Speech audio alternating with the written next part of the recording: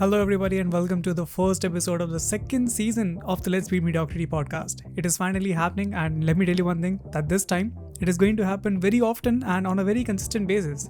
New episodes are going to be posted on YouTube first, and it is going to come on a Monday. And yes, as it is YouTube, so you will be able to see a video version of the podcast as well, which will have something new in it. The things that you will be able to see in a video will not be obviously, I won't be able to show you through the podcast because it's a video and it's an audio, so definitely I cannot do that. It's very weird. Why am I explaining it? First of all, I shouldn't have done this, but it's okay. And now the episodes that come on YouTube on Monday, the same episode is gonna come on Spotify and all the other podcast streaming platforms on a Friday. So basically, repeating it again, videos will come on Monday and the audio version will come on a Friday, and video will be on YouTube and the audio will be on Spotify and Apple Podcast and all these other podcast streaming platforms. And again, if you want to watch the video version, you have to search for Indian Film Crew channel, and that's the channel where it is going to be posted because that's the name of the channel and that's where the podcasts are going to be hosted. And that's basically it. That's the announcement. Welcome to the very first episode of the second season of the Let's Beat Mediocrity podcast. Now let's get to today's episode, which is with one of my favorite artists, and his name is Sayon Biswas, also known as Sayon Biz on Instagram, and he's a complete artist, I'll have to say. I mean, he does it all. He does photography, videography, designing, 3D artist stuff, and what I don't know, he does it all. He does all of the things that you can think about.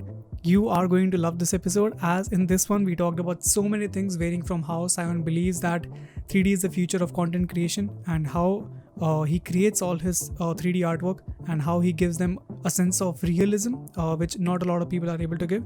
He also shares tips on how you as a beginner can also get into the 3D world and how you can create such beautiful art as he does. We talked about 360-degree cameras. We talked about revisions that we get from our clients and how much we both, and I guess even you, everyone basically hates it, how much we hate the revisions that we get and whatnot.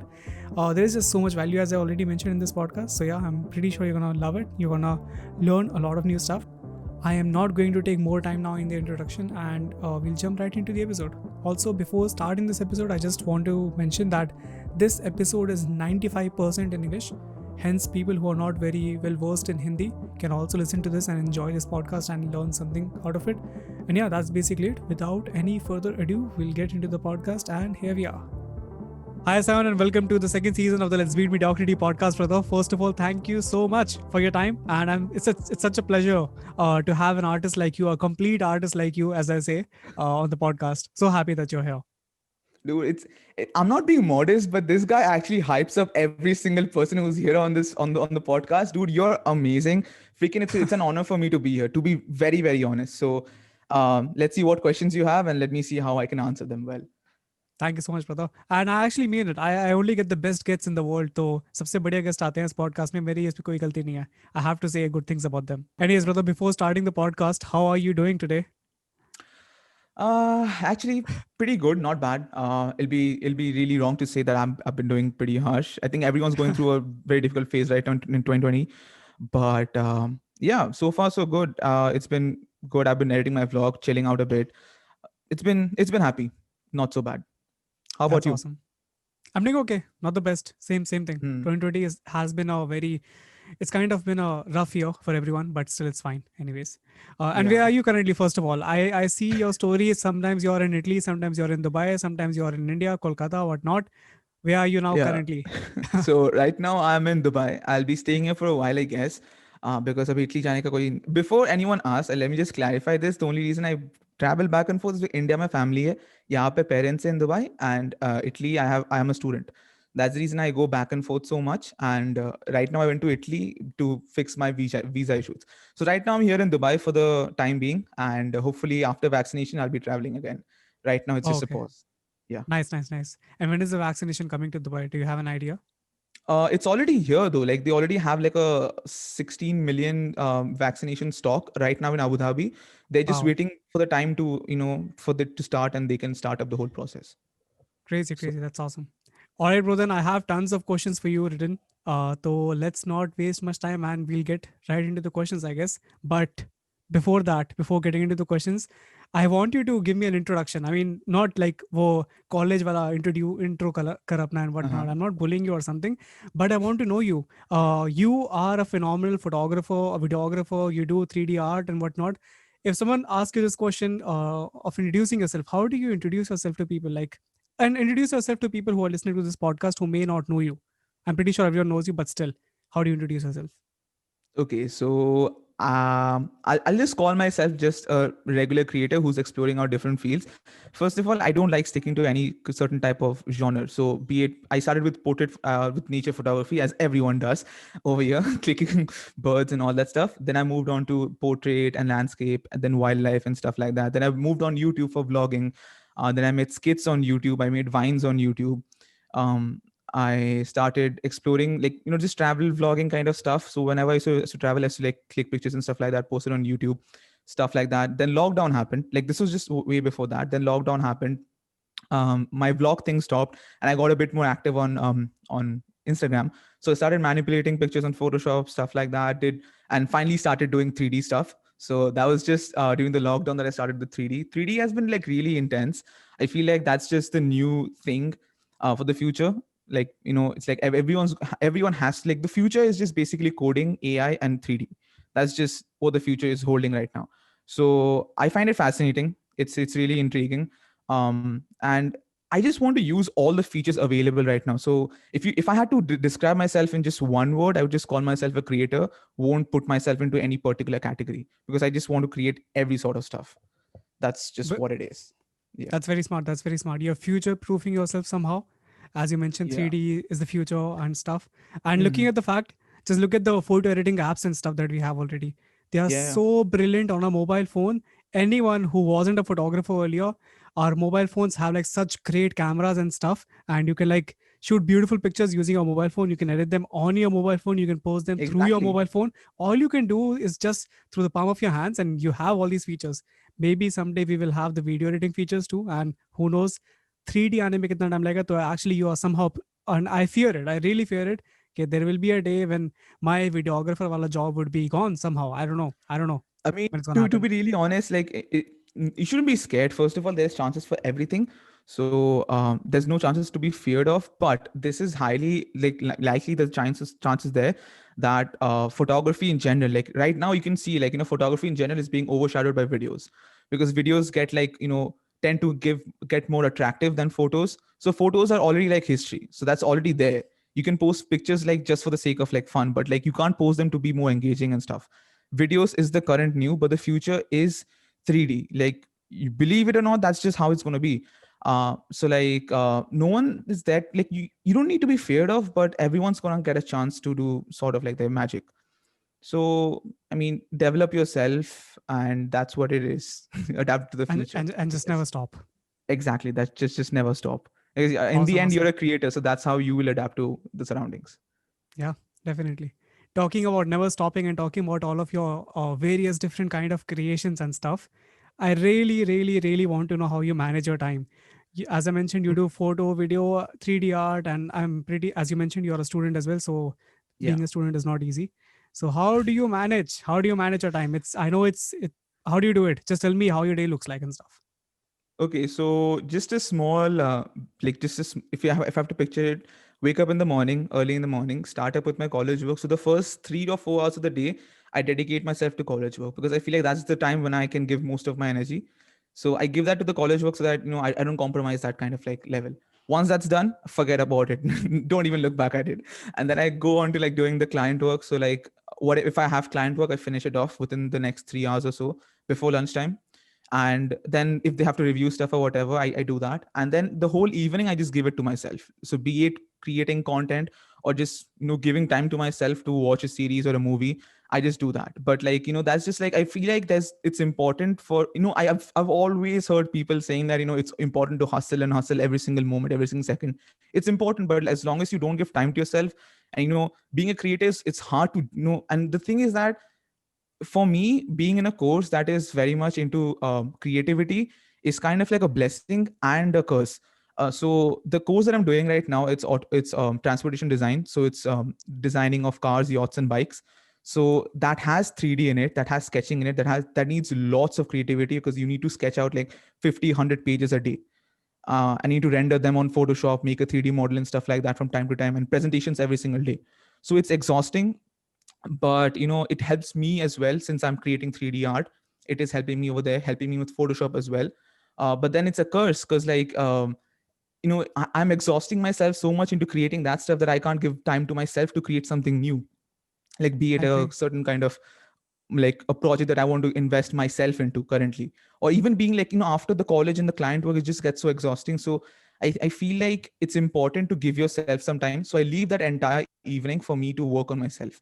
And then this used to be happening to me before that. I used to like, skip meals and stay late at night working on stuff. I feel like sticking to like sleeping early and waking up early right now has gotten so much better. I feel like people who do this on a regular basis will now understand, and I have understood myself how important it is to sleep early and get up early. I feel like that early juice, that early kick in is very important to start up the day. So that's just how my day goes. It's nothing hectic, nothing so so fancy or anything like that, as I may show on my Instagram stories, like I'm traveling all the time. It's so fun, it's so fancy. It's not really like that. There is more to show than just seen, but yeah, that's just how it is. Like everyone has their own story. This is just my bit of it. Crazy. So you do this day in day out, almost every single day. That's your routine. Yeah, that's Whether almost every single day without it. If there's no change in schedule, that's it. But yeah, I mean, on the weekends though, it's a different story. On the weekends, I try to give more time to a family and stuff like that. So that's different. But like giving time to myself, I kind of like feel that's more important than giving time to any other work or any other person. wow, that's crazy. And you Yeah. also mentioned that you have client work too. So it's not just okay, you are a student and you're a full time creator. You also do client work as well. Yeah, So I do. I mean, hats abhi off, to bro. filhal, it's like all all not that good for client work. Everyone knows that, except for people like who are into like what do you say, real estate and stuff. Who will be the downer? Be all is like self creators, music artists. They're doing somehow good, Hmm. but it's just like you would understand as well. Client work hasn't been that good right now at this time, as no one is investing into like that much money to stuff. But thankfully, things are changing, so that's good, and hopefully it goes for the good. Wow. That's crazy. I'm Yeah. pretty sure if Gary Vee listens to this podcast, he would be so happy. He would be like, okay, at least एक बंदे को तो मैंने ढंग से motivate किया है. You're definitely living the Gary Vee lifestyle and stuff. To be really honest, I'll be frank. Okay, I'm not even like buttering you or anything like that. But there are huge, like you included. There are many creators whom I watch and I get motivated by, because like every time I feel low, I open up Instagram, then I see you, because you do your client work. I know that, but then you take out your time to actually what do you say, like garnish it properly and then put it up on social media as well to show it to your audience as well. So that little bit of effort you put into your work, and every other creator who's doing that, huge respect to them, because I know it's not been easy for anyone at all right now. Still, they're putting up their, putting up with the will to do that. That is sort of motivating for just me and many others out there. So, salute to all the creators out there. That's what I would say right now for not giving up. Definitely. It has been a tough time. Anyways, coming to your Instagram now, talking about Instagram Hmm. and stuff. I love your Instagram aesthetics, bro. I really feel that you have a sense of design. Even your stories, just looking at your stories, how much work do you put into your stories? I cannot even imagine. So tell me, how do you create those stories? And do you think creating such fancy, beautiful, visually aesthetic stories and stuff, your Hmm. feed is beautiful for sure. But a lot of people are Thank keeping up you. with their feeds and stuff. But you, even your stories, even if you repost someone's stuff now, you put a beautiful background to it, and you the text that you use, it's so beautifully crafted and stuff. So how do you do it? And when you do it, do you think there's an Yeah. advantage to it? Very much there is. I feel like people most of the times they kind of like overlook the fact that your story is also part of your feed. It's also part of your like your visual presentation. So when a person comes across across your profile, first thing they will see are the first three posts on your profile, the first top three grade, if it's good or not, and then they'll go through your stories for sure. That's just how everyone does. And they'll see how this guy is, and if you have a nice aesthetic to your stories, that'll be your first. This thing is that everyone will watch your story, not everyone will like your post or watch your post. I mean, due to the algorithm how it works, but everyone will watch your story. Most of the people will. So I kind of True. feel like stories are an essential part of the entire feed. So I tend to do it in a good way, hopefully. When I'm tired, I You just do. post it in. For sure you do. Whenever I'm tired and I post a random story, I just keep it in the close friends list that, people who are close to me, they only see it, no one else. So, I mean, that's it. But coming to the point where I edit those videos, so if it has to be something that's very complex, I move on to Final Cut Pro. And if it has to be even more complex, I sometimes even touch it up with After Effects. But most of the time, it's usually done all through Instagram's inbuilt features. And if I have to use, then there's a story. There are many apps, Story Art. Then you have Unfold, and you have InShot as well. So these are a few apps which are there for the final small touches that I have to add to them. But other than that, I don't really put that much effort in. There are people who do crazy amount of efforts into stories, and that's just like putting up like half an hour, 45 minutes of work into just one story. I feel like that's just a bit waste of time. So I mean, 5-10 minutes on a story, fine, understandable. That's just my version of it. So I think that's how I'll describe it. Like that's how much time I spend and how I do it and why I feel it's important. Not bad though, not bad. 5-10 minutes on a story, considering the result you're producing, it's really, really worth it. It's really worth it, for sure. All right, Seven. So I guess you mentioned all these apps and stuff. Do you really like pay for all these apps, or do you have another way like jailbreak and Okay. whatnot? No, okay. So I'll be really honest. For Adobe and all these stuff, that is Haha. paid on my college thing. So college ka, they have the Adobe suite. So from there, I get all the apps for free for now, at least. Okay. But for Final Cut Pro, yes, I did pay for Final Cut Pro. So that was paid. The only thing I don't pay for are the ones that I use on my phone. So that's it. Because I don't use much apps. It's just like After Effects, Final Cut Pro. I don't use Mhm. Premiere Pro. I'm a Final Cut Pro user. And on my phones, whatever I have, those are almost all free. Unfold ka, you have few templates which are paid. But other than that, all the apps that I use are free to use. So there's nothing as such key. I have to, jailbreak or something like that. But yeah, for the first it is true, for the first few years of my life when I started using Final Cut Pro, I was using a cracked version. So Mhm. that's definitely there, but with time I had to get the paid version. I mean, it's Oh, a awesome, one time awesome, investment, so that's good. awesome. But as you mentioned, it's worth it. Plus, you Yeah. and plus you also mentioned this thing. I don't know where did I saw listen. I don't know. कहीं देखा था मैंने कि now Hmm. the scrolling on Instagram, it's not a horizontal scrolling. It's a no, it's not a vertical scrolling, it's a horizontal scrolling. So people don't What? scroll like this. Yeah, people don't scroll like, people scroll like Oh, stories, na. So people scroll like huh. this, so people do this. And to be Oh honest, my it's the same god. thing. It's the FOMO of fear of missing out. People don't want to miss Yeah. out on the stories because 24 hours and it's gone. So putting Yeah. out extra efforts on the stories, I really feel. And that's how you stood out to me somehow, because I used to see great content from you every now and then, which was now getting used to. But when I see stories, normal बंदे का story when I see it's just randomly beautiful snow, ये वाह वाह ठीक है अच्छी बात है, and someone is going to a fancy place and what not, ठीक है अच्छी बात है. But when I see your story, it's not just a beautiful place, it's not just an artwork, it's just pleasing to the eye. It's so pretty, it's just so pretty and customized. Really appreciate, man. That's Really also appreciate a that. thing. Thank you. So customized. So I Hmm. think that's also something that really stands out for your stories and stuff. So that's really cool, I believe. So that's awesome. Thanks, man. Thanks a lot. Yes. No, you deserve it. You deserve it, bro. Anyways, I should come back to the next question now. The Hmm. next question is regarding a 3D artwork, bro. I know Okay. that you have been doing it for only this year. You started in this lockdown and stuff.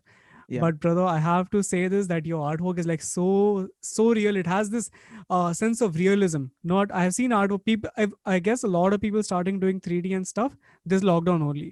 But the amount of like the way that you have grown in terms of 3D is just exponential growth, I should say. I don't know, उससे भी कोई अगर अच्छा word होता होगा. Your work stands out, especially the 3D work. It's so good. What do you think you add to this 3D artwork of yours that add to this surrealism and kind of realism as well at the same time? कि not a lot of other people are doing it. That you see कि अच्छा ये बंदा भी 3D का काम करता है, but he lacks here. What do you think एक ऐसा एक या दो पॉइंट्स है कि you add to your 3D का work that not a lot of people care about or not a lot of people do? Because मुझे खुद personally 3D के बारे में इतना knowledge नहीं है, and in terms Hmm. of video making I do. And I guess in video making, people, a lot of people neglect the sound design effect, and all they care about is the slow motion, slow motion, slow motion. And so I guess that's where a lot of people lack in terms of video making. What do you think 3D में ऐसा है जो लोग गलत कर रहे हैं, या फिर people are still not doing it the perfect way Very that you much. should? Yeah. So, like, okay, so just talking about it, how in video making, sound effect is like the one thing that everyone overlooks, or like something that people don't really pay attention to at the first go. Yes. Similar to that, in 3D modeling or 3D rendering, the lighting setup is something that everyone overlooks, because in 3D, if the way 3D softwares work is that if there are no lights, the object won't be showing. So it's like how in reality it works. Mhm. So what many people do at first is that they overlook the fact of, like, lighting, learning how to light us. It's like basically like, how in normal setups you have to put proper lighting all over the place, so that you get those small details, or whatever it's necessary, you put that in lighting. Whatever it's not, you just put that in a dim light situation, or just you change the color of it or something like that. So I think lighting is very essential when it comes to 3D, which I've been trying to learn for quite some time right now. But more than that, I think part of why my art kind of stands out is that I never try to copy anyone. If I feel like that's it. Like I take I agree. like, inspiration from Pinterest. I take inspiration from Reddit. There are many different sorts of artists all around, and there are sorts of imaginations of myself as well. And this is just like this is something that everyone should learn, is that your version will never come out the way you initially think about it. Like, you might start with a certain kind of idea, and over the period you'll have like many phases where you're going like, okay, no, this side I have to go that way, I have to go this way, and you just go back and forth, and you'll come up with something that's not even like close to what you had thought in your mind. So I feel like, adapting to situations, um especially taking inspiration while you're working. Many people just look at inspiration. Okay, I'm getting back to work, and I won't look at it. I always keep a reference image next to me, just to keep like make sure what sort of placement, what sort of lighting would be best for the scenario. So having a reference image, having a good having the guts to actually put your your create your what do you say imagination into your creation, and patience. That's just it. Patience is very very important in 3D modeling, It's because really. things will just go north and south in any second. You have no idea what will happen next. And especially with render times, rendering is just, no matter how good of a setup you have, there will be always issues with rendering, because your rendering is like, it's not like photos mein, it's just a fraction of a second, it's just done, saving, done. Videos may also, it takes like up to maybe minutes and or even hours. But when it comes to rendering 3D, it's like it starts from like hours. That's the smallest unit of time when it comes to rendering. It can take up to days. So the biggest render that I've done so far was the Deadpool one. That took me 7 days in total to render. Oh my um, god. so yes, my MacBook did not melt. I'm happy about it. But I rendered it. So there were about 10 cameras in that entire scene, and each camera rendered for about 10 hours each. So roughly for about a week, it had been sitting there without me touching it, because it was running constantly, day and night, day and night. And then recently I went to Italy to my setup. I have my setup over there, and I rendered out this sort of like cyberpunk inspired 3D model, which I'll be posting in a few days. That one, even in my setup over there, took me around 9.5 hours just to render 75 frames, not even seconds, 75 frames. Wow. So it's like it's always about the patience. Like, you need to have the, because once you click the render button, you're done. You can't stop it. It has to render, and then you'll see the end result. So there are many times when you just click on render, it's just sitting there. You don't even know how the end result will look like, and then when it comes out, like, oh, this is trash. And then you have to go back again, and you have to start it all over again. So that, the gut and the patience, that's it. Wow. Crazy, crazy. I cannot do it. I mean, as a person, I'm not that patient enough. Okay, I can wait for the renders, and I can wait for the कभी कभी तो ऐसे भी होता है कि your mouse, I mean, it stops and stuff. It just frustrates me. I don't know how you do it, and some people do it. 3D is such I've pain in heard the in a ass. previous podcast that you had started doing 3D. Yes, What was your journey about it? What I was your hated take? it. I hated it. I'm telling you right now. Now I don't have patience. I don't have patience. I cannot wait. I have changed as a person. I believe. I have really changed as a person. I believe. I don't have patience to make videos. I don't. I used to put in so many hours to learn stuff and things, and I used Hmm. to consider myself one of the best learners and whatnot. Okay, I can learn whatever I want and stuff, and I really feel I can learn. But I think I need to have a nice PC or stuff. Although my laptop is fine and whatnot, but I don't have the patience. Yeah, I sincerely don't have the patience. It's very difficult. Hats off to you. Hats off to you, and hats off to all those people who did something in 3D. And I have a couple more people. I don't exactly remember their Instagram. I'll probably mention it in the show notes and stuff. who Mhm. also started, and I will also tell you late after the podcast, you should follow these people, and they started For 3D sure. just like you in lockdown, and so good. They are doing like exceptional work. I cannot believe such great work they're doing. But for people like me and people who want to start someday to learn 3D and don't have the patience to, tell me some of the ways that you overcome that, because there's a dip point in Mhm. every learning Very. curve and stuff. Yeah. How did you overcome that dip point? Yeah, what do you suggest people to consider while they are going into 3D? Some Mhm. resources, talk about it maybe, and just Okay. some tips from a person who just learned 3D and who's doing such great work in 3D. So I'll tell you, I have till this date, or everything that I've learned is all through YouTube. So there are many great in YouTube teachers out there. So one of the founding bricks or foundations of like my learning in 3D were Ducky 3D. There was Blender Guru. You have CG Geek, Polygon Runway, and then obviously you have Corridor Crew, who are like just the VFX artists who are just mind-blowingly good. So like these Seriously. are few of the people who I take like inspiration from, and Polygon Runway is like one person who I take the minimalistic approach from. So if you're a person who wants to go for something that's that's miniature sort of 3D, or you want to go something that's very clean, very neat and tidy, go for Polygon Runway on YouTube. That's the best place to learn. If you want to do something mind-blowingly cool, like just like flipping out, like Hollywood kind of sort like VFX, go to CG Geek. CG Geek is like my recent render was actually inspired from him. I completely learned it all from him. He's the master in that, I feel like.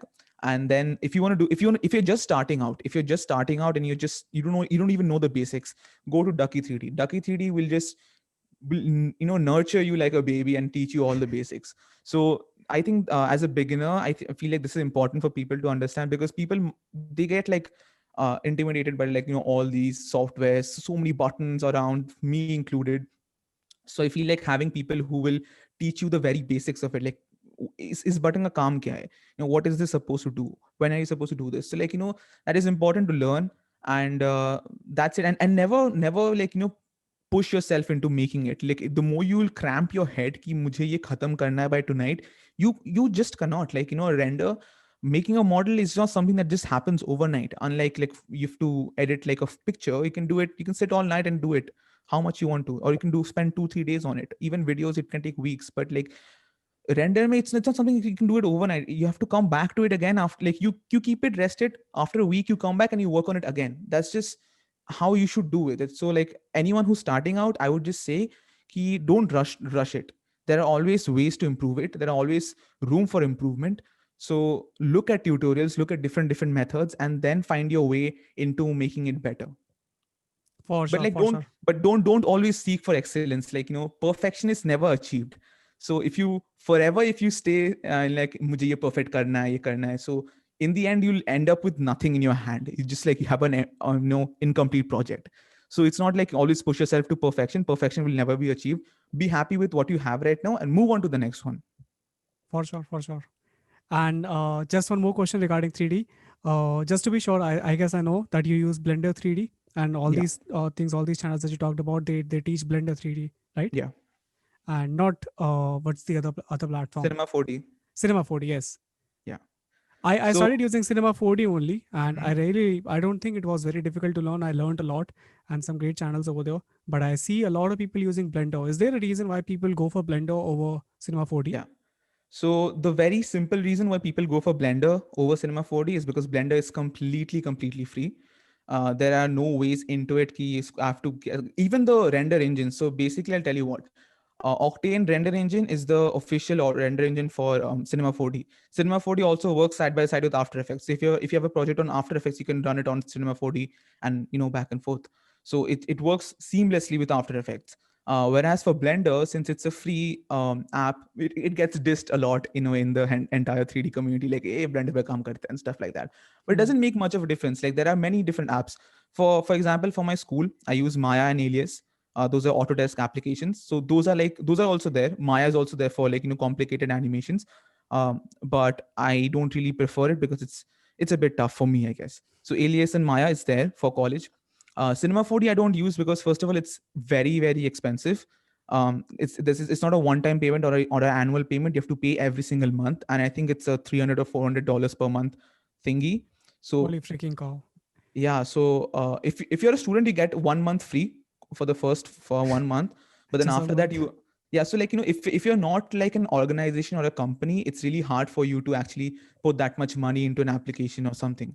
So as an individual, I would always urge someone to start up on a free platform. Blender is more than enough, and the good news is that right now in 2020, Octane, which is the official render engine for Cinema 4D, has collaborated with Blender, and they have their own version of Blender that they release right now, which is experimental as of now. They just released it.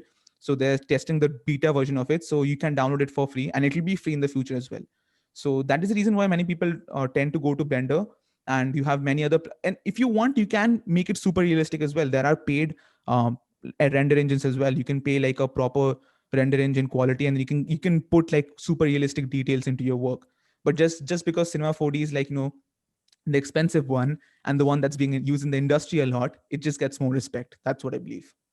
It makes sense. It makes sense. I think it's the Yeah. same case with, I don't know if I should compare Sony Vegas and Premiere Pro, Yeah, yeah, yeah. because Sony Very Vegas, much I right. think, I guess a lot of youngsters, they started with Sony Vegas because बहुत easily cracked version was available of Sony Vegas, Mm-hmm. and it is a great software. I saw my younger brother using it once, and it's easy. It's kind of really easy and intuitive, and it has so many features.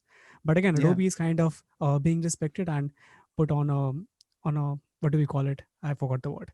Alto? No, no. The Anyways, the though podium, the podium, yes, it the hasn't put on a podium. Okay, yeah. Adobe, it's like the industry standard and stuff. Although it was Avid somehow at one time, but I Mm-hmm. feel that Avid bhi ab khatam ho raha hai and Premiere is Huh. actually taking over, which is weird because Premiere crashes a lot. I don't know Oh, how even people. DVR is coming up, right? Da Vinci is also getting Yeah, up a yes, lot of stuff because that's yes, free. That's super free. yes. And even the free version, it has so many good features, I such mean, great like if, features if you're actually. not like a big industry, you don't need the studio version itself. The normal Yes. free version is more than enough for any individual. 100%, 100%. So yeah, so I guess that's the same case with Blender and stuff. How's the Yeah, community it's like? Is it helpful, by the way? very much. So it has happened to me a lot of times that I've cried myself, like not figuring out how this works. And I've been searching YouTube tutorials and stuff. And Reddit is like, I feel like Reddit is some is a platform which no one should ever tamper with as they're doing with Instagram. That's like the sweet holy spot for every creators or any meme fellas, because that's like the sweet spot. You have a problem, go there. You want to laugh, look at memes, laugh. If you have a problem, you ask there, you'll find a solution for sure, guaranteed. So even there are two different Blender communities that I'm in. There's a Facebook group, and there's a Reddit like a subreddit, and both of them are super helpful and super active. There are always people over there if you have any sorts of problems, especially the subreddit. If you put up a question, you'll have thousands of comments out there with like tutorials. They'll put up their own. There was one time I had a problem understanding the very basics of how to render it at a proper quality without you know putting that such massive render sizes. So that was a very basic question, and still a guy managed to put like a 3 paragraph answer in the comment section just to help me out, and that was like 3 a.m. In the night. So Wow. obviously there's some other guy from some other country, but like just that him taking out time, and these are people who are not even that popular on social media, so they do all of this for just themselves. So That's the crazy. community for Blender, I feel like it's very. I don't know about other applications but for Blender, and I'm comparing it to like other like Final Cut Pro or like Premiere Pro or stuff like that. Those community, I feel like Blender is like something that's very very helpful and very very, what do you say, like they will accept you. They're very accepting. That's So awesome. That's awesome. yeah, It's so, I mean, so glad to hear that. So for people who are new to Blender and stuff, they can go to Reddit, and if they have any very queries, much. I Yeah. guess the community can help them if Yeah, they cannot find be YouTube it tutorials queries, and be it stuff. inspiration as well, because there are people who are constantly posting out good stuff over there. So if you have like questions, they even like they're more than help, like likely they'll go to your chat section and help you out with a tutorial as well, like how they made that certain model. So there are always good people out there. You just need to find them. That's it. Very true. And I feel that Reddit, as you mentioned, is one of the platforms that is not being like totally utilized by our creator community. I don't know, India, Yes. mein, I guess. Yeah. I use it a lot for After Effects. Sometimes when I do client, I have realized jitna I have been getting more into cinematography and I'm getting older in this industry, I'm using Hmm. After Effects lesser and lesser and lesser. Maybe I'm not saying काम आसान हो रहा है. I think I'm doing a lot of stuff in Premiere Pro only. Premiere Pro is Hmm. such a great software. I don't know why I come back to Premiere Pro after every single conversation. If someone is listening to this podcast, if someone can say this, how many times I referred back to Premiere Pro for no reason, but please mention it somehow. But yes, so For After Effects, I think also there's a beautiful community, though. I can say that. I can say that for After Effects on Yeah. Reddit only. It's a beautiful community. I don't know about the groups and stuff. There are a lot of nice Discord channels too. I don't know if you, Yeah. I don't know if it's for Blender, but I don't know. I mean, to be honest, I'm very, very new to Discord. I haven't actually explored that platform out yet. Such batao to I've only used Discord only to play Among Us with my cousins. That's all I've used it for till now. There's a group for like Instagram community that I'm part of that, but like I'm not a part of any Blender community as of yet on Discord at least. I feel Okay. like I don't know, it's kind of like a confusing platform for me right now. It's just so many stuff happening. So much Uh, stuff for sure, for yeah, sure. So so many features that's what. crammed in into one application for sure. Yeah, yeah, yeah. It is confusing. I'll agree. Anyways, I'll come to the next question. It's related to your presence everywhere on Instagram, on YouTube, and you mentioned that you use Reddit, you use Discord somehow for playing games and stuff. But I've realized that you post like very very consistently on Instagram and even on YouTube. If I see your YouTube, your last few months you have been posting very consistently, like almost every other week you're posting at least a video or something, so which is awesome. Uh, Yeah, but I think your love for Instagram, but that's what I think. You correct me if I'm wrong. I think yeah. your love for Instagram is something different, and you have an Instagram so closely and so vigorously. I don't know if that's the right word, but you use Mhm. Instagram a lot. Tell me Yeah. your opinion about Instagram. Why are you more inclined towards Instagram, and Okay. how has Instagram treated you so far? Okay. So I'll go in a bit of depth in in this whole conversation. So Please do, I'll please start do. off from 2018, right off when I ended school. Mhm. So school ended, sab khatam, parai khatam, and now straight up going into content creation. College to chal rahi hai. That's there. At that time, YouTube has not changed much since then till now. It hasn't changed much. Instagram has changed drastically and dramatically. So back then, Instagram was just starting out to be like a perfect platform for creators. Even back then, people used Instagram to have private accounts to post their own pictures and stuff like that. And to be really honest, back at that time as well, I used to post. So as I said, my friend Pixel Sammy, we used to have like a healthy competition. So the way it worked was that for 2 years straight, this is I can even vouch for it. For 2 years straight, we posted every day, every single day we posted. So no matter what happened. So imagine if we don't have content, we would go out, we would shoot that day, and we would post it the very next day. So it was not like we used to stack up stuff. We used to shoot every single day, post every single day. So that was kind of like the thing. So Instagram at first that became like a good platform for me. Then I started with, as I said, Vines on YouTube. I did not have a YouTube. I did not start YouTube seriously before 2017. So 2017 onwards, I started posting regular videos on YouTube. If I have to say regular, because I'm really not that consistent on YouTube as of now. Um, but then 2018 onwards, Instagram was just there for pictures, and YouTube was for videos. So I was like, putting up vlogs on YouTube and stuff like that. Then came the phase on YouTube when I was like, YouTube is like taking too much time, because like for a video you would spend what you spend a day or two shooting the video, so it's a vlog, you're traveling, and then it's not like you can edit it right away then and there. You come back, search for the right music, search for the right SFX, the titles, all that stuff, transitions and stuff like that. So it takes time. So it takes around three or 4 days, 5 days even, time to actually finish it off. And once that's done, you post the video. And being a small account, you don't really get that big of a reach. So it was kind of like demotivating at first. Whereas on the other hand, on Instagram, it was a totally different case. Like, with the use of hashtag and stuff like that, people used to get recognized very, very easily. So starting off with Instagram was really fun. That's why I became more regular on Instagram. And then slowly, I became like YouTube was just there. I used to post videos once in a while, but Instagram became very, very much active. 2018 was, I think 2019 was the most active phase for me for Instagram. YouTube was still there. YouTube was doing good as well, somehow, surviving. And Instagram was doing actually a lot better. And 2020 was just a complete, like, I see that that'll be like a very high bump and then just went drastically down. During the whole lockdown, people were just creating stuff and learning stuff and stuff like that. So was I.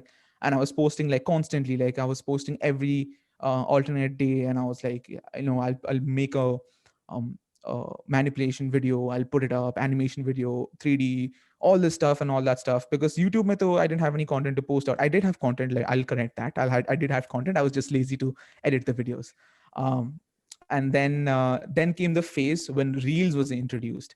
And all of a sudden, the already decreasing engagement that Instagram was having due to the sudden exponential growth of creators, like all around, you'll see creators like everywhere on Instagram right now. Like, it's just like, I understand that you're passionate about creating, but like every now and then I hear a person like, it's like, मैं creator who, good, you are, but like, it's like that platform has become so saturated with creators of like the same genre. So you will find people of macro photography like just saturated, portrait photography saturated, videos as of now not yet, but like you'll find reels, like right now reels is like saturated. So like all these saturated content has made people just get bored with like stuff very easily. They'll just like, they'll spend 2 seconds max at a post if they are really interested, or else they'll just slide through. So that decreasing engagement and the way Instagram has been, disrespecting the creators, not paying attention to them, and more of made it like a business platform, is kind of making people move away from the platform right now. So I know a lot of people who have like, who have grown big on Instagram and made it like, they were part of the Born on Instagram campaign that was held in India. And now they're considering leaving the platform for something else. They've already started the shift. So there are, places like 500px. There are other apps as well, new apps that are coming up in India, the social media apps and stuff like that. So they're moving on to those apps because they find like this is not really a creator. And it's true, it's not really a creator based platform right now. It's all a business. Like I can send you a screenshot of Instagram the other day. As soon as I open Instagram, the first pop-up I get on Instagram is pay us money to promote your post. I have never got that ever in my life, but that was a proper pop-up on my screen, my homepage, that said for me to pay to Instagram to promote my page and stuff. And I'm like, well, it's actually showing up that I should leave this platform. So right now I feel like YouTube as of now, thankfully, hasn't changed much. But the other day I saw an ad of YouTube rolling out Shorts, and they're actually registering people for YouTube Shorts, which is literally YouTube's answer for Instagram Reels. So I kind of feel like YouTube might also slowly go into that whole phase of like, incorporating short 15 seconds videos, which would get more reach and overshadow the ones that are like properly documented, or like, information filled. So if I have to talk about how Instagram has treated me, I will just say as a whole, as all the creators together, that it hasn't really paid respect to any of the creators as such. All they talk about is we've made it better for creators, whereas if you attend any of the Born on Instagram meetings or anything like that, all they ever talk about is reels. And if you even pay attention to like the small details, all the feature pages, even the explore page will have features only from the big people who have moved from like, I'm not saying this is bad, I'm not at all saying, but people who are making content in 5 seconds, like, just dance videos and stuff like that, are getting more reach than people who are actually spending time in making a video look good. So it's like the person who has more engagement is it's like Karan Johar, dude. Like Instagram is taking the good and giving it to the already famous person, whereas people was a person who's actually struggling, he's not getting recognized at all. I'm not saying no, all the popular people are not all the popular people are like creative, but like most of them are not. Like they're just there for the sake of there, and they know themselves. Like I know a person who makes all this sort of reels, and let's not say what sort of, but like they make those sort of reels. And I've asked them like, why do you do such things? And they're like, look, I'm here to earn money. So whatever will give me engagement, whatever will bring brand towards myself, I will do that, obviously. And that's fair and fine. Everyone should do that. Like everyone is bound to do that. Like from time to time they have to change. But that's what, like, these social media applications, they're kind of like manipulating creators towards creating content which are not really satisfied, like, satisfied by themselves. Like, I can make a reel, I'm not satisfied by it, but I'm just making it for the sake of me being on this platform, so that I'm still relevant. I'm not being like dismissed. So I feel like that's something that, that Instagram is doing very bad to the creators, and I feel like YouTube should not do that anytime in the future. Let it be however it is. Let Reddit be how it is. Already Facebook was ruined, and Facebook is doing the same thing with Instagram right now. Twitter is somehow still fine, still struggling. um, Pinterest was somehow good. Now Instagram rolled out, Instagram also rolled out guides, which is the equivalent of Pinterest. Oh wow, Have I you? didn't know that. No, no, Okay, no. so yeah, there's a new feature called guides. So you know how you have blogs and stuff like that. Oh On yes, yes, Pinterest, you yes, have yes. pictures with like links and stuff. Same thing True. with Instagram. They have the new guides, Okay. which you just attach to your profile, and Mm-hmm. they act as like small blogs for your pictures and your post. Wow. So yeah, I mean they're rolling out everything in just one app. Stories, pictures. Before, Instagram used to be just a place to post pictures, comment. There wasn't even a messenger app. If you had to talk to a person, you have to talk in the comments. That's how it was. It was good back then in 2013, 2014. And then things just changed radically. Like, no, not even radically, it just changed drastically in 2020. 2018 was also still good. 2019 was also good. And 2020 was just like a complete change in direction. So And overall for Kolia. very, very much. True, true, very true. I feel you. I feel you about the reels thing, especially. Uh, Yeah, as you mentioned, you just have to create content just to be relevant. You have to exactly. put out 15-second versions of your artwork, which maybe you cannot create a story. You cannot create something really nice or pleasing. I mean, as an artist, it doesn't serve your soul in any ways. 15 seconds is just too less, I guess, for Yeah, reels. And considering all those other creators who are posting reels every now and then, and they call it again, don't want to name any, they call it art. yeah, They yeah, they take a video, slow it down to the fullest, or and place a lo-fi song in the background, and that's it. yeah. That's a reel. That's art. That's art. I don't know. I don't know. It's weird. What's even worse is that people are just making stories like normal stories jo dalte hain. They Hmm. just recording them, talking about something, putting it up on reels, and considering it as, you know, and Instagram is just justifying their act as like a proper content, which is True. engaging. So Yeah. you can't Yeah. really change it, but then you have to live with it, but find ways to actually stick to your own justifiable creation. That's just it. True. So will I see you on YouTube more starting now onwards? Very much. I'm planning to actually be a bit more active on YouTube starting from next year. So this is my last year on in college. So it's like very, very hectic, very packed up with work. So once Okay. this ends in August, I am actually planning to be a bit more active on YouTube, take up 3D seriously, and probably start up tutorials, small vlogs, like daily, like regular vlogs. Um, and I don't know, like start up something that's really like giving out to the audience out, because I feel like there are people who always ask me on like DMs and stuff like that, like aise kaise karte, how do you do this and stuff. I feel like it's important to teach the the people who are willing to learn. True. So I mean, so I'll see what I can do with it. So hopefully there's something good in store for then. Till then, YouTube does not screw up any of its algorithm, and it actually is a platform for people out there. So yeah, hoping to be even 100%. back up on YouTube now. And not just to help people, but I guess Yeah, YouTube being such a it's the second largest or the second biggest search engine. People yeah. search for stuff. People don't search for sci. I mean, people if even if they search for vlogs, there's Hmm. a very very rare possibility that the science based vlog will come on the top, or maybe in the Yeah. top 10, 50 recommendations. It's very rare. But if they Mhm. post something like, if they look for something like blender tutorial in Bengali, let's say, or in Hindi, let's say, or Yeah. blender tutorial taught by an Indian in English language, for some reason, if they are looking for that, and your Yeah. video will pop up easily. So just to have them, first of all, tutorials are helpful. And later, when you post vlogs, when they connect to you, and you anyways have such a beautiful personality, just talking to you, I can see that That's fine. everyone would love to be friends with you. So maybe just to have them through the tutorials, and later keep them for the vlogs. So that would be great. I heard this beautiful saying, I don't know again where I heard this: one for the belly and one for the soul. So Ah, uh, it's nice. a very cliche one. It's not something very unique, but I kind of keep it in my mind that if I want people to watch my version of videos, see Peter McKinnon, right? Uh, Mhm. although I hate his 70-minute long videos, because he all he does is he blabbers. He just talks about random stuff, but it's fun to watch him. To be honest, it's fun. But the reason why I found him was because of tutorials only. If he hadn't made all these tutorials, I would have never seen Peter McKinnon's any single vlog or any single such random idiotic. I shouldn't say idiotic. He's a legend. Vlog of But his. like, yeah, like so it's like fun because his personality is like so out there. The Yes. 2 minute Tuesdays, that's like that's like the ultimate Yes. thing that he used to do. So it's like he Yeah. got popular through it, and then he made himself more what do you say, open to his viewers through his vlogs. So I think it's like it's a fun process to be in, and that's the real meaning of a creator, when a person actually showing their life in a way they want it to be.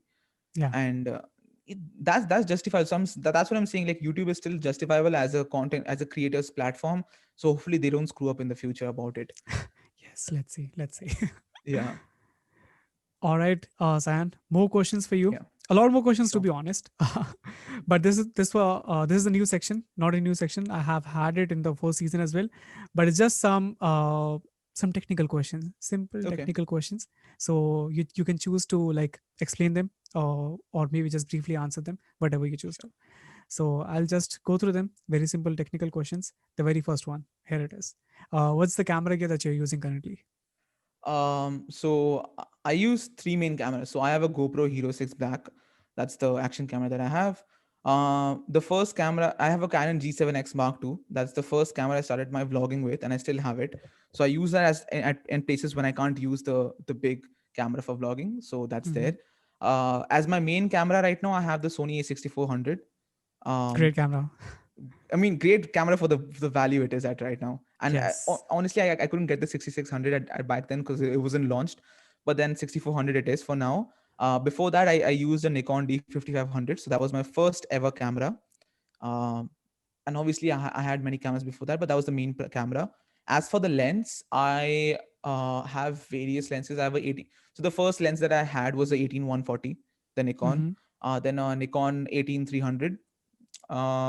So 18300 was basically, I got the lens when I was out there in Kenya. That was my first vlogging trip, if I have to say so. That's when I first started vlogging, and I actually wanted to click some animals up close. So I got the 18300 for then back then. Wow. Then I have yeah. Then I have a Sigma 50 mm 1.4. That's my favorite lens out of all of them. And currently, the one that I use the most is the 16 mm 1.4 Sigma. Sigma. That Yes. Yeah, For Sigma the is just APS-C beautiful. lens. Yeah, yeah. Yeah, they're killing it in this industry. Beautiful lenses, They're beautiful beautiful lenses. quality. Even that's what, like, the quality of the lenses just feels so premium and so good. Yes, yes, yes. And the image that they produce, no color cast, nothing. It's just Yeah, pretty out of the camera. It's just pretty. And exactly. everyone knows Sony is kind of notorious for their color science. It sucks. It Mhm. really sucks. Uh, but Sigma, they kind of handle it very, very well somehow. Very, very And much. Sony, their own native lenses, they don't perform well. But Sigma lenses, they have something. Yeah, I So. mean, until it's like a full frame, like a proper Sony camera. I mean, I'll move on to that later, but like that's my setup for now. Mhm. And if I have to say, yeah, I think that's it. Like other stuff are just there, like camera equipments and stuff like that. But if you have to talk about cameras, those are the main equipments that I have. I'm Perfect, planning perfect. on to get a 360 camera soon so that it helps me with, um, You some definitely angles and also 3D You and 3D definitely should. also.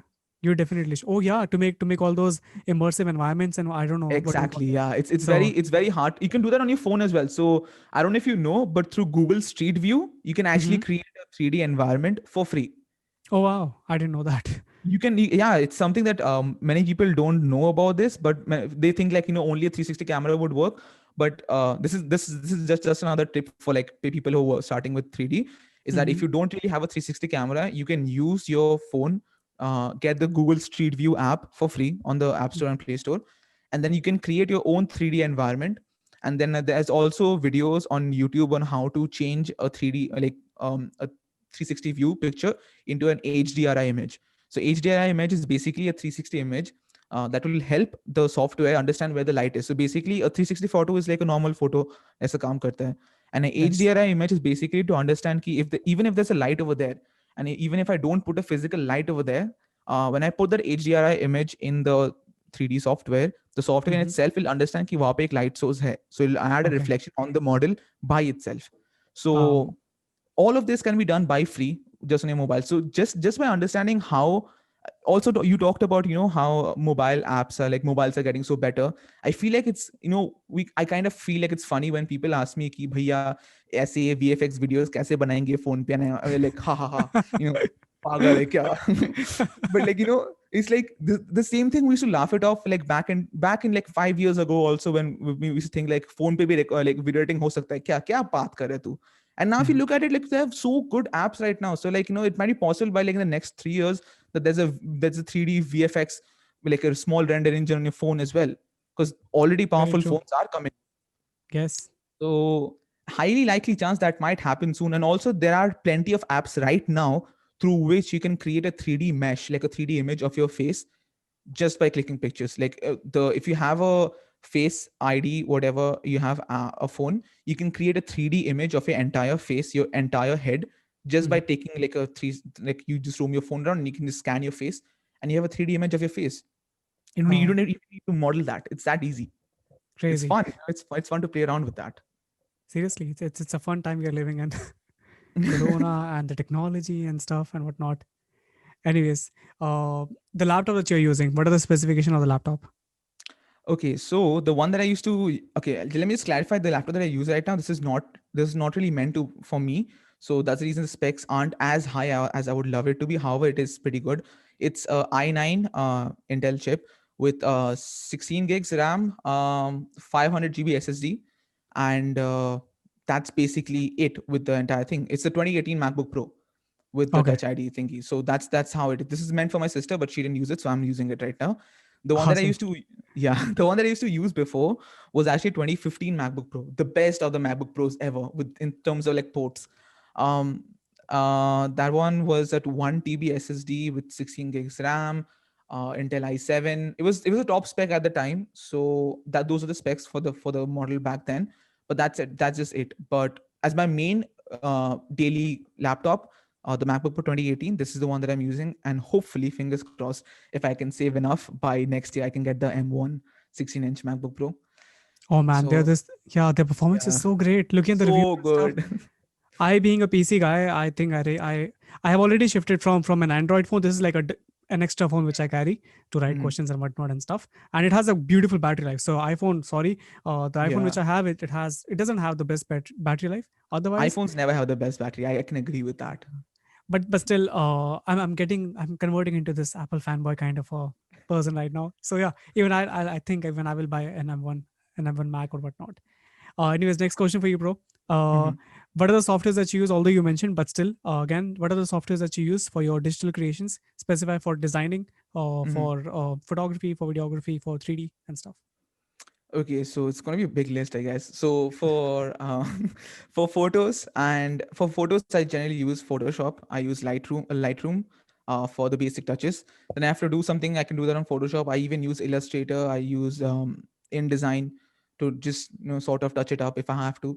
So those four apps are photos. For videos, I have Final Cut Pro. I use After Effects, and very rarely I'm starting to use now DaVinci Pro, DaVinci Resolve. What am I saying? DaVinci Resolve DVR. So that's sort of hard for me as of now. So I'm still learning. But After Effects and Final Cut Pro, Final Cut Pro is like the main one for videos. Um, what else? For 3D, I use Blender 3D, and I render it from Blender. But occasionally, like if I have to, like I have a cracked version of Cinema 4D on my Windows setup over there. So I kind of like use it when I went back to Italy. Right now, I kind of used it a bit, but my main app for 3D is Blender 3D. So those are the apps that I use. Am I missing anything? I don't think There so. is of Yeah. your phone apps, your favorite phone apps that you use. It can be Okay. like any productive phone app or nothing. I mean, just Okay. apps. So like, wait for creation or like you just Anything. The apps that you love on your phone. okay. So the apps that I love on my phone, I'll just say because like I just have one home screen right now. All of it is Okay. just minimized. So the ones that I use the most is like Facebook for memes, Facebook and Reddit for memes. I have Snapchat to keep in touch with my old friends because like all the people they send in snaps and stuff like that. Although I don't Snap maintain streaks, streaks. that's just that. Yeah, Hmm. मैं maintain नहीं करता, but like they keep sending, so I'm like, oh, it's fun to see through it. Uh, then you have Twitter when I have to look through the technical what people are up to nowadays. Pinterest and Tumblr. Pinterest I use a lot because I need inspiration and stuff like that. That's there. Then moving on to the photo editing section, I have VSCO. I have Hyperlapse by Instagram, which I rarely use nowadays. Actually, I used to use that. So you know about the Hyperlapse app, right, from Instagram?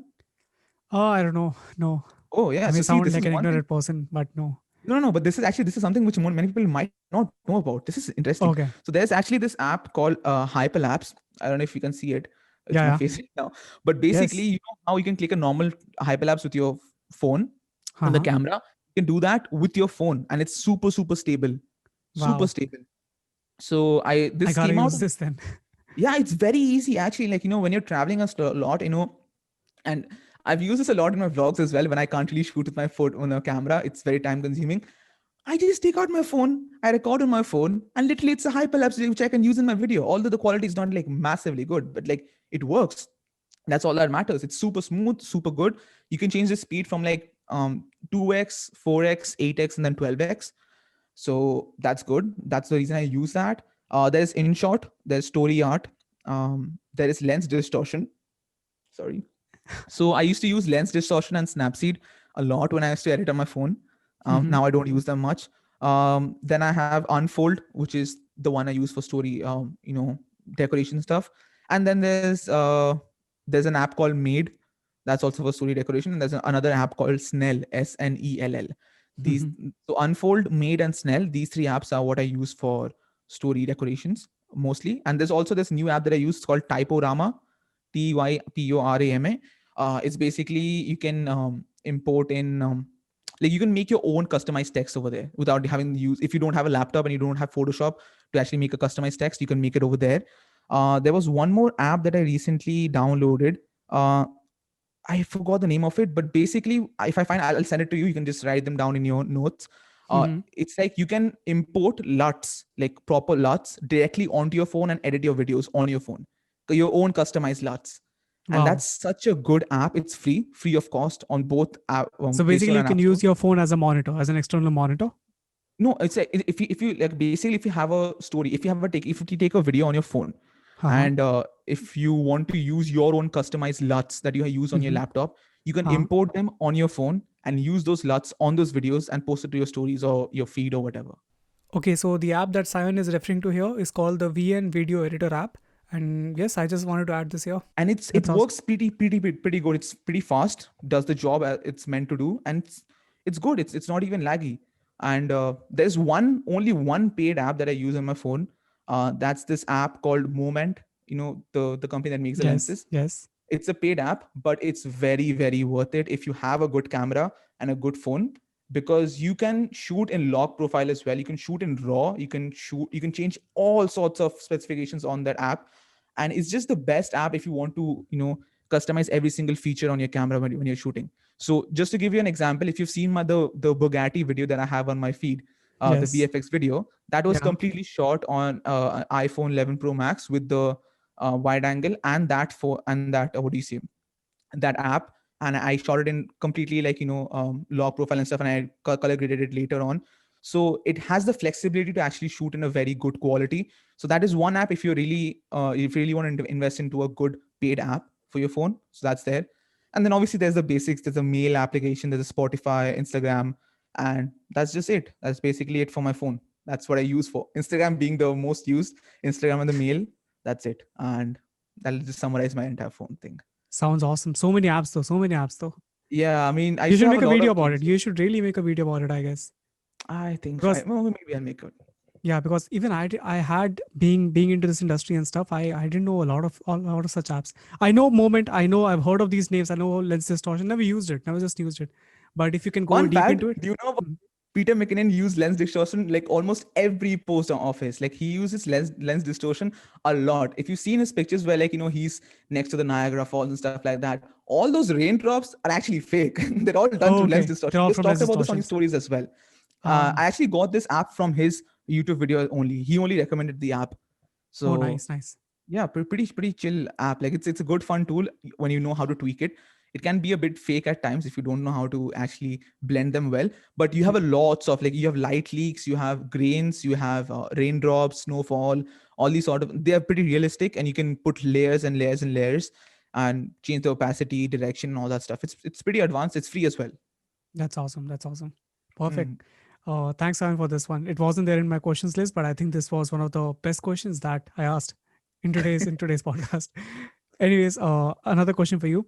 What is your favorite part about editing? Like masking, color grading, sound design? I don't know. Is there a favorite part in editing? Yeah, there is a favorite part. It's choosing the right music and putting it into it. I feel like My God, finding music for many people is like a task. They're like, it is a screw task. it, I don't want to do this," and stuff like that. For me as well, many times, like, when I'm doing a vlog especially, I hate it. I completely hate it, because vlogs need to be like completely engaging. So you can't use the same music all throughout. You have to use at least 4 to 5 music, and you have to go to audio library on YouTube and then search for the right copyright free music. But when it comes to like Instagram music or like anything that I have to do for a client, I don't have to worry about that, because like they would usually send the, what do you say, the access to like epidemic sound or something like that, so I can use music from there. I don't really use music for my own videos from there. But it's like always fun because like I know कि ये मेरे account पे नहीं जाने वाला है, so I can do whatever I want and make it as fun as I want. And that's just the most fun process. So I'll spend like at least a night. So as I said, like I'll give an entire evening to myself. So I Mhm. can give like an entire evening. I'll be like, I'll listen to like all the music and I'll chill and I'll vibe to it. And then like suddenly I feel a beat. I'm like, oh, this is nice. And then I like, yeah, I just take it and I like slap it on the timeline. Like, this will go. I will make it to this one. And then that's just the fun process of it. Like you connecting with the music. So For my sure. favorite part is adding SFX and adding music. Sound effects are like so important. Like when you're doing a proper video, it's like when you hear it, like people most of the time they hear it on their mobile phones, and I get so irritated. Like, dude, please put on a headphone and listen to it carefully. There's probably someone who has spent like 3 nights on it. Please respect that audio. Very true. Very true. How do you do your sound designing, by the way? If you get into that, So is there a yes, specific so process or specific effects that you use and stuff, or just hmm. randomly put in sound effects and stuff? So Peter McKinnon, right? So Peter Yeah, McKinnon yeah. does this sort of like mouth sounds a lot. And Yes. as I said, I got the Zoom H5 back then, and I used to Mm-hmm. record a lot of nature sounds and lots of sounds around. Whatever I find fascinating, I just used to record it. So I already have like a library of sound which I actually like, pre-made, like my Okay. own sounds. Or else I'll just make a sound from my mouth. I'll tweak it in Final Cut Pro and I'll use it in the video. No one will even notice about it, and they're like, "Dude, how did you get the sound effect?" I'm like, "You never know." And but like most of the times, it's usually like YouTube videos, or there's this website I think you pretty much know about it. It's called freesoundeffects.org, whatever. Yeah. So like, that's just there. Like when I Freesound.org. yeah. So it's like you don't find the perfect one over there because like it's just the most obnoxious sounds over there. But like you will find something or the other, and you can tweak it here and there, or just like my mouth works all the time. Like, okay, that sounds wrong, but Seriously. uh, my I can make sounds from my mouth which can somehow work in the video, and the clients don't even notice it. So they're like, okay, this sounds nice. I'm like, okay, fine, let's give it a go. Chalo, chalte fir. So that's just it. That's the fun process of like in adding SFX and stuff. That sounds awesome. I do it a lot. I mean, the same Yeah. thing. My mouth also works. I don't want to use the sentence. I mean, Okay. I don't know. I would like to ask one question to you. Is it just me, or do you sometimes even connect your mic? You plug in your headphone and you listen to your own voice in like very, very low Oh volume. yes, Like, the ASMR. Yes, yeah. Why yes, not? yes, the Yes, yes, yes. ASMR. Oh my I recently got god. this mic, by the way. Trust me or not, I have done this like 1,000 times already. I recently got this, like 2 दिन पहले. Exactly. Oh my I've god. done Thank God I'm not the only ASMR. one. Yes. I think it's a weird obsession. Although it's beautiful. Very much, very much. People I will think be it's like, they'll be outside my room and they're like, what the hell are you doing? I'm like, I'm listening to my own voice. It's so satisfying. I guess the reason why we like slow motion and stuff Yeah, itna yeah. zyada is because Hmm. probably people don't see it with the natural normal eyes. We see it life in real time 24p Bang on. or You got it bang on. yes. Yes, correct. And ASMR वो चीजें हम we cannot listen to it. हमारा कान although 20 hertz का still उस range में आता है, but still Hmm. there are not a lot of such pleasing sounds unless you go to nature में like you see वो झरने की आवाज, you see a little bit of birds Mm-hmm. chirping in the background and stuff. So all these sounds, and somehow when you do it with your own, and these mics they have like powerful preamps and stuff, so Yeah. you speak like and you Yeah, see like, oh, nice. yes, it's beautiful. It's just a unique beautiful feeling. But anyways, coming Yeah. back to questions again. Sound design, you talked about a lot of stuff. Tell me a little bit about your color grading process. Your color grading is like very, very pretty. You also have some, by the way, shout out to Simon Biscay, Lightroom presets. I don't know if I'm doing the ASMR correctly. Oh, wow. so Oh, wow. so you also have Lightroom presets on your Instagram profile, Yeah. I know. Yes, I They are do. pretty cool. I haven't tried it, but I've seen your pictures. So maybe someday I will do. Tell me about your color grading process. First of all, a very, very big thank you to you for actually talking about our pieces, because it's been like in months and no one has talked about it. I haven't myself. So talking about color grading, I feel like I have a lot of fun when I'm doing it on Lightroom. I just kind of like don't like it when I'm doing it on videos because I don't know how to color grade videos properly. Mhm. So I tend Reason to, being, why do you think so? because I Isn't can't it do the it. same process? No. It's It's not the just it's same just a process. different interface, I would say. But Yeah, otherwise, it's the it's a same. different interface, but like it's more about, I tend to screw up video color grading a lot more than I do for photos. So I feel like I need to learn it a lot more. That's the reason I'm learning DVR right now, because I feel like it has a Huh. lot of options. Although it's like complete through notes and stuff like that, but I feel like just playing around would help me a lot. But I completely enjoy like color grading pictures when I have to, when I'm in the mood. So as I said before, I used to do portrait photography and stuff, and I Hmm. used to play around with tones a lot in over there. I know. So happened like 90% of the time that I've screwed up skin tones like anything. And I've got butchered in the comments for that. Like, dude, you can't even shoot properly. You can't even edit properly. Look at the skin tones. They're so reddish and so greenish. And I'm like, I mean, like I look back and I'm like, ah, shit, that was so bad. But it's like always a fun process to play around with colors, especially like when you go on Lightroom for the first time and you change the hue of it, and like, oh my god, how did it change so drastically? This is Magic. amazing. It's heaven. Yeah, it's so cool. And then people nowadays are making reels on it, and like other people are like, I'm like, we learned that long before, but we're not making videos. It's cool, understandable. uh, but that's what, like, it's always fun to do about it. But talking about color grading, I feel like my sort of color grading is a very warm palette. I do not, I like, for me, I personally don't like cold palette that much. Depends on the mood, actually. Like many people consider warm palette to be the happy one, cold palette to be the sad one, the green palette to be the horror kind of appealing. I feel like it's more about the personality. At times, if you feel, I almost attach blue to certain videos where I feel like it's supposed to uplift and something. Although I'm not a big fan of like blue tones. Personally, I won't do it. If you see, my entire feed is all warm. Yeah. There's not much blue on it. Right now though, it's all a mess, because right now it's all about, it's a big pile of mess right now. My feed is not even organized at all. But back when I used to be I used to have like a high OCD, and I used to pay very much attention to like the small details and the arrangement and the layout. I'm like, थोड़ा सा इधर उधर हो जाएगा, I'm dead. So back then I used to be a big sucker for warm tones, and I still am for warm tones. So if any of your listeners are ever willing to check out my profile, uh yeah, if you would like to get my preset packs, I mean, there are cold and warm preset packs, but I feel like the warm ones have the sweet spot in my heart. Awesome. So, listeners, Yeah, which preset pack to buy at least the first time. बाद में you can buy the cold ones. obviously. Coming back to the next question, what is the Okay. worst part of editing? What do you hate the most while editing? Oh, Don't say the uh, changes, but the client changes. no, client I'm changes. saying That is different. That is different topic altogether. That's the most horrible thing anyone can ever. Like true. midnight, you get a call and you're like, no, not her again, or not him I again. really feel like we should do a collaborative podcast where I invite all the video editors that I know, and we should talk like Yeah, just rant about it, just rant about our random stories. people who don't edit for clients, they'll be like, ये क्या बात कर रहे Yeah, हो? But and like it's like a it's 2 hour just long podcast. yeah, We will have so many everyone's things just to like talk about. ranting कि नहीं चलेगा Yeah. ऐसे. But that's how it is. But I feel like the worst part for me is sort of the rendering part. It's so time, the same thing, like I'm patience nahi hai mere mein. I can't sit and I'll be like, this is like for Blender it's like one time you sit it, you put it down and it's rendering on its own. Cool, I'll go have a cup of coffee, I'll do whatever I want to. But for videos it's like you have to do it every once in a while, or else like if it goes, it's it's gone, tata bye bye, True. finito. So like you have to render from like time to time, and it's like that's the worst part I feel about it. And other than that, it's like all part of it, like cutting it, putting music, music and SFX I actually like, but like the rendering bit of it is kind of like I hate it a lot. It also takes up a lot of space on your computer, so True. yeah. Kind of the That, same. I would say kind of the yeah. same. If you ask me the what are the part that I hate about editing? I guess rendering for sure. Another one would be client changes for sure.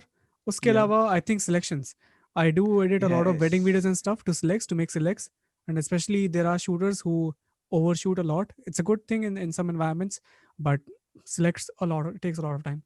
But good thing about selects, you can just listen to music, plug in earphones, and just select. I do a Mm-hmm. pie timeline kind of a thing. Okay, so the technique which I was referring to here is called the cherry pick timeline, and not the pie thing which I was referring to.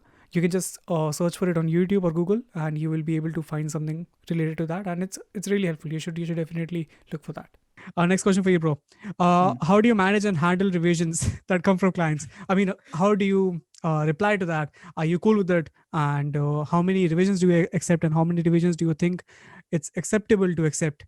Uh, so, your opinion on Depends it. for me. Like for me, I think 3 revisions is like, for me it's like in more than enough. Like if you're not satisfied with the result after 3 revisions, then there's something wrong with you deciding on it.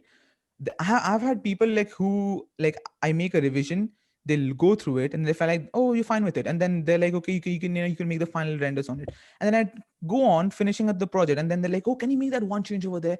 I'm like, I set the music according to that. So like each and every cut or each and every change, I'll have to move the entire music and the True. entire SFX, and it's just so annoying. So I feel like three divisions for me is okay. When it goes beyond that, it's just like, and I think every editor has this one client who is this blood sucking insect who would always like make like revisions all time and again and would not be satisfied by your work. They'll be like, oh, we will let you do whatever you want to do whatever you want, and then suddenly when I do something, they're like, you know what, change this entire thing, and I'm like, you know, I've spent like 3-4 days on this, and you said it was okay with you, and then they're like, no, we have to change it again. So like I feel like clients, if you're listening to this, please make up your mind before you tell the editor what to do, because it's like you can't do the changes midway. It's like small True. changes here and there, small cuts is fine, understandable, but major changes like, placement of videos ki is drone shot ko yahan pe nahi udhar lao, well, then you have to change the entire timeline in your head, because an editor has a sort of like a final review timeline in the head ki aise this will be the placement of the clips, this is how the entire flow will be, and this is how I'll approach it. If you change it, even a single clip, the entire flow just disturbs, and then there's no good flow in it, and the entire editor would just be forced into it, and then you don't even get a good result. Very So I true. feel like that's the part of it. That's the part I hate a lot about clients. Like, three divisions, okay, four divisions, my peak point, and then if fifth division Yeah. pe, I'm And then like, I next can't time do you're not it. working with them anymore. Now I'm not working with them anymore. It's just Yeah. like annoying. Yeah. Strike three. That's it. Yeah.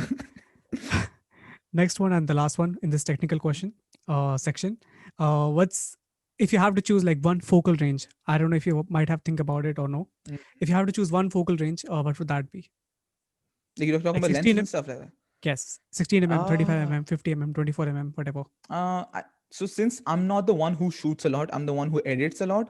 I Yes. feel like I'm not really sure about which one to choose for, but I think the sweet spot would be bit for me between like 35 and 85. I feel like that's it. I mean, like that's a sweet spot for me. It doesn't go beyond that. Many people choose like 24-70, kind of like that's the range for them. Like it's the sweet spot for me. It's like 35-85 is like, I feel like that's the right one for me. And you're When I talking about the full Yeah, yeah, yeah, frame yeah, equivalent, yeah, right? yeah, Okay. Perfect. Perfect. And yeah, I guess that's it falls in the natural eyesight view now up to yeah, 35 exactly. and I feel things like, look yeah, normal. yeah. So things उससे things नीचे look like very natural and very like, it's like, yes. what do you say, like, it punches in your face in like a sweet way, like, poof. Yeah. Yeah. That's a good one. Very true.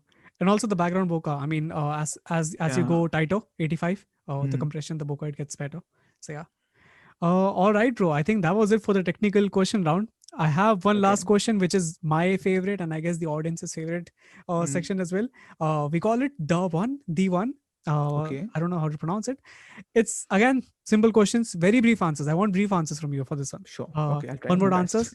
If you want, or if I ask, maybe explain a little bit. Otherwise, try just one word answer. Simple questions, very simple. Okay. One word or one sentence, I should say. So yeah, are you ready for it? It's like the Okay. coffee with Karan wala rapid fire round. Okay. Okay? Give me 2 seconds to Yeah. drink some water. Yeah, okay. इतना भी lethal नहीं होगा. It's okay. Okay.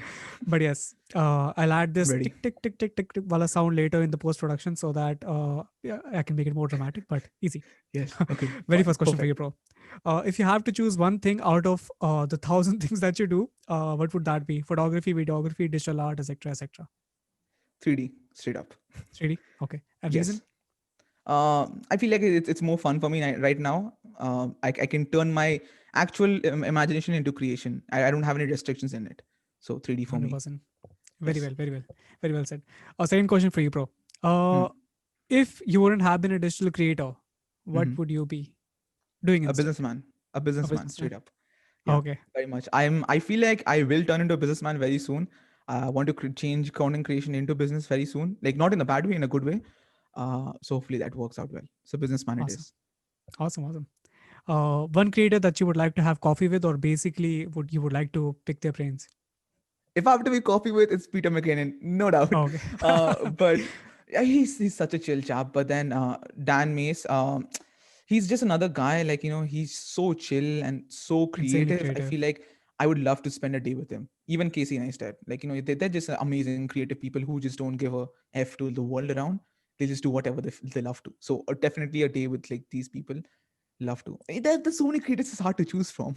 I know, and especially with all the pressure and stuff, Yeah, but it's but difficult. this answer was purely on just personality, nothing else, not creation. So yeah, Perfect, perfect. No worries.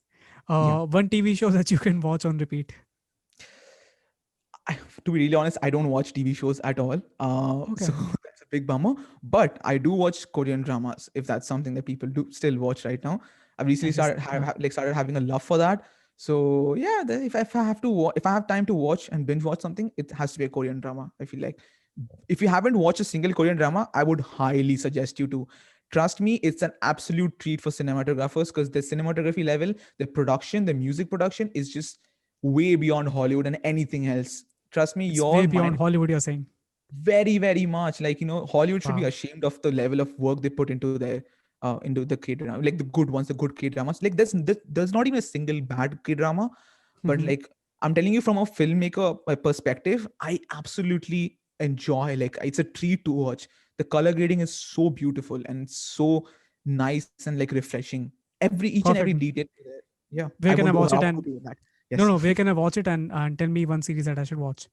Okay, so if you're really, really into cinematography and stuff like that, it's okay Yes. not to be okay. It was the first one that I ever watched and still remains as one of my most favorite K dramas when it comes to cinematography and stuff like that. You can watch it on Netflix, it's there for Oh, free, or okay. you can, yeah, or you can even watch it online on any other platforms because Korean dramas are actually free to watch on all most other websites. So, unlike Hollywood and Bollywood drama series, you can find them easily on the web.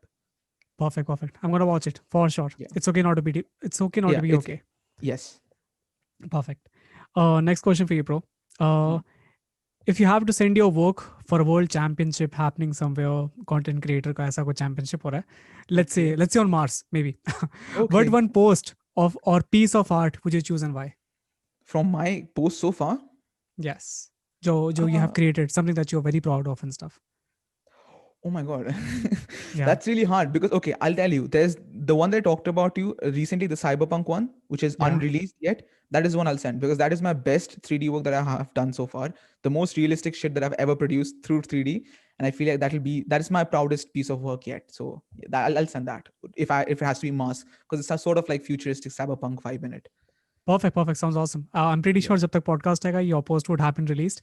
So for Yes, people who are hopefully. watching the video version of it or who want to see that post, I'll add it here somewhere. यहाँ पे वाला Yeah. post. Awesome. Next question for you. You can go back in time 2 years, but you will have the same amount of skills as you have right now, or Uh, you can opt for rupees 10 lakh. What would you take and why? go back 2 years and So probably yeah. you'll Yeah, prefer being younger and having the same skills. yes, I prefer skills over money any day. Money you can get anytime, you can go away anytime. Skills just remains with you. It never changes. Very, very, very, very, very smart. What's your age? I mean, how old are you, by the way, if you don't mind me asking? I'm 20. Oh my God, guys like you make me so nervous and Why? inferior. Why? I'm already 27, and looking at the things that that you're doing and you have achieved, it's kind of scary. I don't know. No, I mean, it should be scary. It it's should be inspirational motivated. as well, but Yes. I am motivated for sure. It pushes me even harder that I have less time and I have to do stuff. But still, crazy. Good job, bro. Good job. Being a Thank you 20, so much, man. I mean, crazy. Seriously, 20 is I cannot. Okay, I'm just drifting away from this conversation. It's a dramatic section. I should not. Okay, next question. Next question for you. If there is one skill that you want to add to your personality, I'm saying personality, what would that be? Personality. Yeah. That would be not being ill-tempered. I'm sort of like an ill-tempered person when it comes to stuff. I tend to be calm, but then when it Mhm. comes to situations that gets out of control for me, I like things to be in my schedule. So when things just go out of schedule, I just get very, very angry. So I think just this is the thing about like being calm and not Mhm. being tempered is just something that I would like to have in my personality. Perfect. Perfect. Yeah. Next question. If you get 1 lakh rupees, what is the tech gear that you would buy first? There's Just one so lakh. many to buy from, but if I have 1 lakh, I'm not sure if it's within the budget though. This is so hard. But right now, if I have to get something right now, it'll probably be a 360 camera. So that's the first thing I'll buy. Yeah. So So it will that's come in 1 lakh. It will be there in It 1 lakh for definitely will sure. come in 1 lakh. So a proper 360 camera is the one I'd go for right now. Awesome. Yeah. You can relive one day of your Yeah. life again. What day would you choose to go back to? Uh, I think. Oh damn, this is hard. uh, I know, deep I think questions. okay. I think the first day I started vlogging, that would be the first day, because I feel like that's the day that changed everything. Before that, I never used to vlog and stuff like that. I feel like vlogging is like my sweet spot right now. I feel very content when I'm I'm making a vlog or something, because I feel like I connect with the people although I can't see anyone. So the first day I started vlogging would be the day I would love to revisit, because I thoroughly enjoyed every single second of making that. Awesome. Sounds awesome. Yeah. And when was it, by the way? How long ago? It was, if I remember correctly, it was September 2017. No, Wow. September 2016 was the first day I started vlogging. Like the first month. I don't remember the exact date, but it was September. Wow. Good So yeah, memory. yeah. And that was actually it, Sayan, for this Oh, section okay, that we call as the one. 10 questions were there, and you answered perfect. them very, very well. There is no hamper package, nothing. It's just me giving you compliments every now and then for all throughout the podcast. I hope that you liked being here, brother. Thank you so much Loved it. again. Absolutely loved it. It was a Thank treat you to so much. actually be here, talk to you. I don't really get along with people so well on the first conversation. This was actually a first conversation ever on Yes, call. true. So it was actually a really lovely time with you. So hopefully we get to do more of this in the future. No, I'm not talking about podcasts, but like just normal video calls. That will be amazing. So thank you for For having sure. me here. This was a complete what do you say, an honor. It was myself. I'm truly happy to be here talking to you, talking to the people who are listening this. So yeah, thank you again for inviting me on this lovely Thank you, place. Sayan. Thank you so much. I really hope that people will learn a lot of stuff because you spread. I mean, you gave so much information. Even for me, I didn't know a lot of stuff. So I think this podcast is gonna be worth podcast for people to listen. It's gonna be a long Hopefully. one for sure, but I think people will gain value from it, and that's what I guess the reviews which I have been getting from the podcast. Yeah, It's yeah. so good. People love it for the fact that we just don't talk. We just don't talk. We talk about things that matter in terms of our Exactly. community Yeah. and stuff. And you were so kind enough to like give all of your secrets, kind of a thing. I mean, you talked about all these apps and the way that you edit your videos and stuff. So many things we talked about. Thank you so much again coming here. I absolutely Uh, love, like, I'll be honest, dead honest. I loved your podcast. I listened to only like two of them, I guess. Because the thing is that for podcasts, I listen to them while I'm working. So that's how podcast should be, right? You're sketching stuff, you're doing stuff, and you listen to them in the background. And it's so motivating to hear like stories of people, like especially news stories of people all around, how they yeah, started their journey. It's always like fun to see, like how did this guy just come up from like there, and he started this. It's inspirational as well. On the other side, it's like very motivating, like we have this community of people who are ready to give it all, and produce, show their bit of mind. It's always fun to actually listen to podcasts, unlike watching like videos and stuff like that, where videos are just like what, 5 minutes, 3 minutes. Podcast lasts for it feels like we have a connection with the person we're listening to. that's why I love So podcast. I listen to yeah. so many podcasts you cannot even imagine. I haven't shared my podcast year wrap on Spotify. If you see this, Okay. I converted into days. Just podcast. I'm Mm. not even talking about music. Just podcast. It's like 17 days. So in the whole year, I've Wow. listened to 17 days. I mean, if you amount equality, Wow. 70 days of podcast I've listened. So it's a crazy number. I'm glad. I'm Yeah. happy that I listened to so much podcast and stuff. A lot of knowledge. And as you mentioned, raw podcasts are usually raw. Yes. So you get to see the real version of people and not like YouTube videos which are fabricated, which are usually Mhm. fabricated. You get to cut down the versions. But anyways, thanks again, people who watch this podcast all throughout the end. Yep. I hope that you liked it. Cyan K Lightroom presets, please go and check them out. And it's not a promotional. I know that his content is great, and I've seen his warm tones wala face when he was posting a lot of pictures.